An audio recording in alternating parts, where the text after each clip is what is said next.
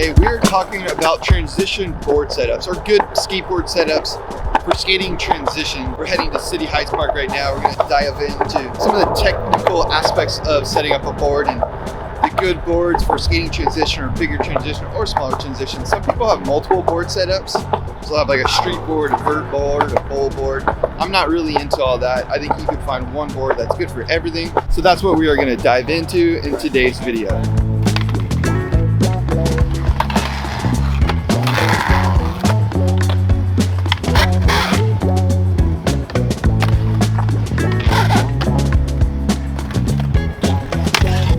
Since we're talking about board setups for a transition today, I figured we'd start with the board that I'm riding right now.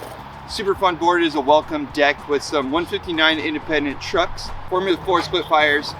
Seriously, the best wheels. Before that, split fire was all marketing. The wheels sucked, just throwing it out there. Now the wheels are really good. And for bearings, I have some Bronson shieldless bearings. As far as specs on this board, it is 9.5 inches wide. At the widest part, it is 9.5 inches, pretty wide for me. I normally try to stay around an 8.5. And then at the tail, it's only 8.25. And then at the nose, it's 7 and 7.5. So this board goes all over the place. Lots of different shapes going on. I like the square tail. It's really fun for tail blocks or lean to tails and dropping in. The small nose is really good for grabbing. You have like a nice grab area.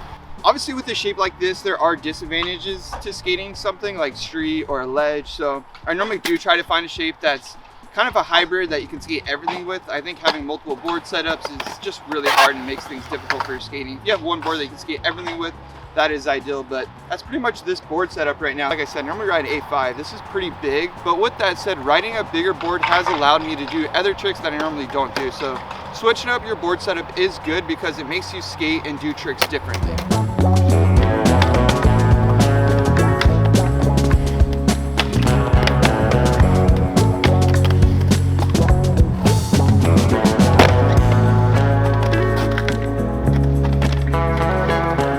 First big difference in between a transition skateboard setup and a street setup or something like that nature is the board size.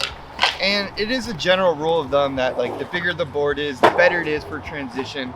But I do think there is a fine line for that because the bigger the board is, the less control you can also have of it because there's just more going on underneath your foot. So the smaller the board, the more board control you can have. But at the same time, you do need a good wide enough board on transition because you're gonna be moving your feet a lot more for bigger airs and just going a lot faster in general when you're skating transition. I guess the caveat is that, you know, to what point do you go so big that you can't flip it? Because sometimes you wanna do kickflip frontside disasters or frontside flips on transition. So I honestly think an 8.5 is the sweet point for riding transition in a board setup. That is my sweet point. Anything under an 8.3, I start to get just kind of unstable and lose my board control. About 9 inches wide is where it just gets kind of hard to move things around. And when you go skate the street, it is really, really hard. So like I said earlier, I really like to make a board that's versatile so you can skate everything. There's a lot of other things to consider, like your wheelbase, your tail, and your shape.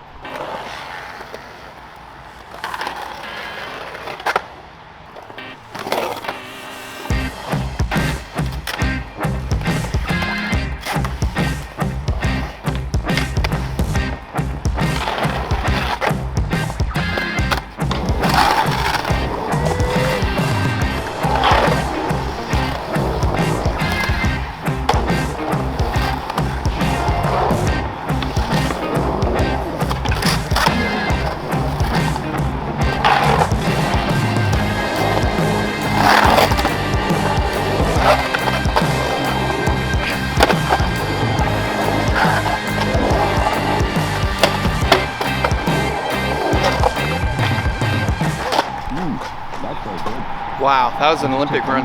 Next thing we're gonna talk about is your truck size. And truck size plays a big role in skating transition. I'm personally a big fan of the 159s because at the 169 level where it's a little bit wider, you have a lot of truck and it becomes a little bit harder to skate straight. Again, I'm all about the versatility and having a board that you can skate everything with. As far as truck size for you, Big Al, what truck size do you prefer? 149. 149, you go even smaller than me. Yeah, I don't know. People always make fun of me for riding small trucks. I don't know why, but that's an ego thing. I guess you know, I guess I just always have done it, so why change up the game, you know?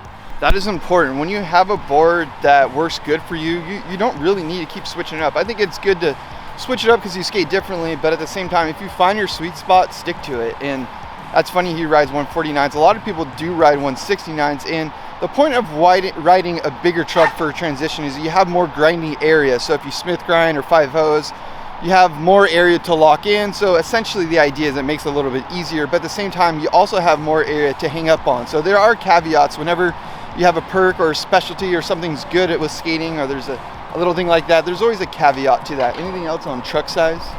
Yeah, I mean, the bigger truck you have, the easier it is to stick on grinds, especially for training skating. From what I hear, you know, you're safer on the board, it's bigger. It's like when you're driving a tiny little car on the freeway, and then this big boy comes up in the massive truck. It's like he's got nothing to be scared of because he's massive, but you're here in this little thing when you could get just ran over. And that's kind of what it's like with these smaller and bigger truck sizes. But unless you're just a little speed demon like me, I'm like a bullseye, so I always get it in. So it doesn't matter for him. And I guess the one other thing with truck size that does matter transition skating is that you're skating pull coping. It's a little different than angle iron or a rail, so there is more to come over or come off. So I guess it does help when you're slipping out of it, so you have less hang up factor. I couldn't agree more with what Dowdy says. So make sure you guys hit that like button and subscribe, because you're going to be getting some good content, some secrets that basically we don't tell anyone. And if we did tell them, well, probably shouldn't say what we would do to them on the tubulars, so to say. So the common theme with transition setups is everything is bigger. If you haven't already noticed, board's bigger, truck's bigger, wheel's bigger. But the thing that I disagree on, and it is sort of like a common theme with transition skateboarders and transition setups, is having big wheels.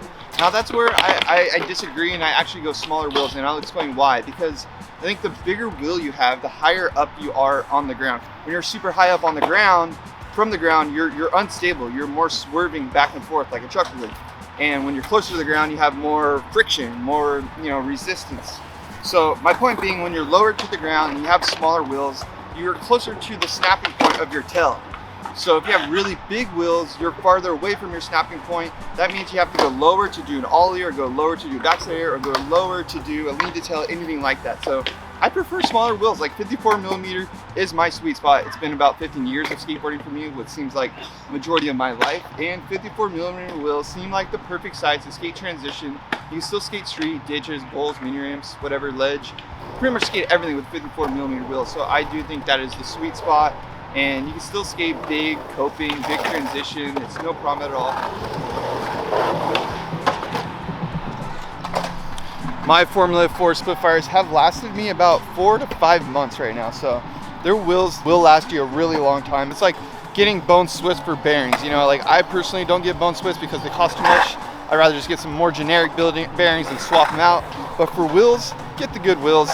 It's gonna save you in the long run, and you're gonna love life. Remember that board setups are all subjective. Skateboarding and all these things that I'm talking about is opinionated, and it's subjective to my experience and what I like. So don't take everybody's word or anybody's word for that is the be all say all. Skateboarding is still an art form and is an aspect of your own individuality, your own creativity. So this is just what works for me.